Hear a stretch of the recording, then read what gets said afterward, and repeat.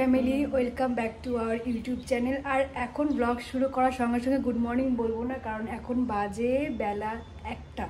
তো এখন দুপুর, আর সকালবেলা ঘুম থেকে উঠে গিয়ে সমস্ত কাজ মানে যা যা ঘরে কাজ ছিল সেগুলো করে নিয়েছি, রান্নাও বসিয়ে দিয়েছি। আর আজকে হঠাৎ করে একটু গড়িয়াহাটে যাওয়ার প্ল্যান হলো, আমার যে স্কুল ফ্রেন্ড পূজা তার সাথে প্ল্যান হয়েছে। তো এখন রান্না করছিলাম, ভাবলাম একটু ব্লগ শেয়ার করি। আর অনেক দিন হয়ে গেল তোমাদের সাথে কোনো রকম ব্লগ শেয়ার করা হচ্ছে না, কিছু পার্সোনাল প্রবলেমের জন্য না ব্লগ আপলোড করা হচ্ছে না টাইম টু টাইম। তো আজকে ভাবলাম যে মানে সত্যি কথা বলতে একটু প্রবলেমও, আর তার সাথে সাথে ওই ব্লগের কন্টেন্ট পাচ্ছি না, তো সেই কারণে ব্লগ শ্যুট করা হয় না।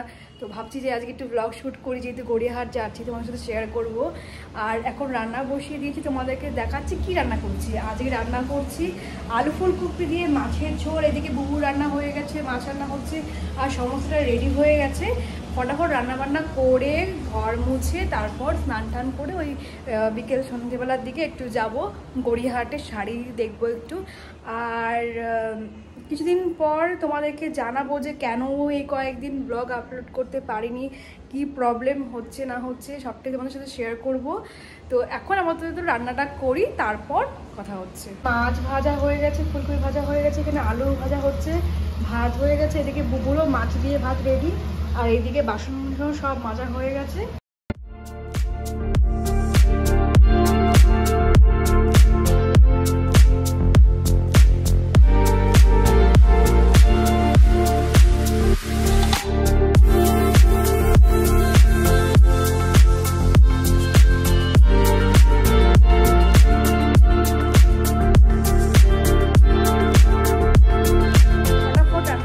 করে নিয়ে একদম বেরোনোর সময় তোমাদের সাথে দেখা হচ্ছে।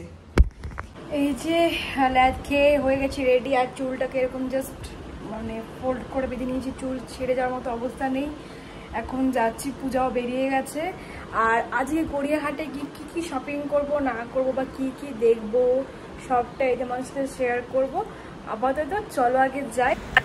উঠে গেছি আমরা দুজন দমদম থেকে মেট্রোতে। মেট্রো থেকে নেমেই আমরা দুই চাখর, এখানে ছোট্ট একটা ক্যাফে দেখলাম এরকম, তো এখানে চলে এসেছি চা খেতে। আমরা আগে চা খাবো, তারপর যাবো। দাঁড়াও তোমাদেরকে দেখাচ্ছি, ক্যাফেটা খুব সুন্দর, ছোট মোটো বেশ বাইরে চা।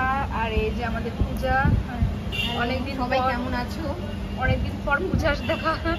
এই যে ছোট একটা ক্যাফে, এই যে রাস্তার একদম পাশে।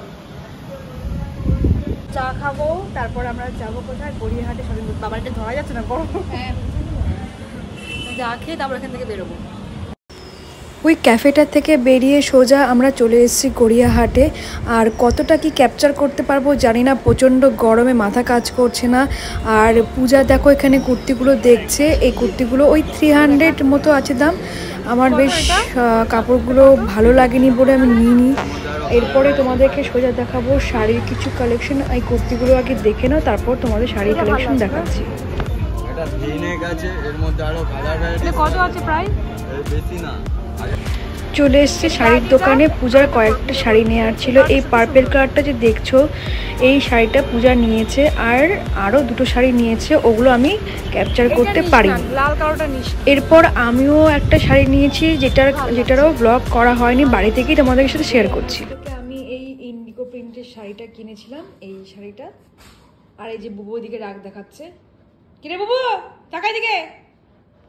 আগের দিন তোমরা দেখলে আমি গড়িয়াহাট গেছিলাম, তারপর বাড়িতে এসে তোমাদের সাথে শেয়ার করা হয়নি কি শাড়ি কিনেছি না কিনেছি। তো কালকে গেছিলাম গড়িয়াহাটে, আর আজকে আমি এখন রাতে ব্লগ এন্ড করতে এসেছি।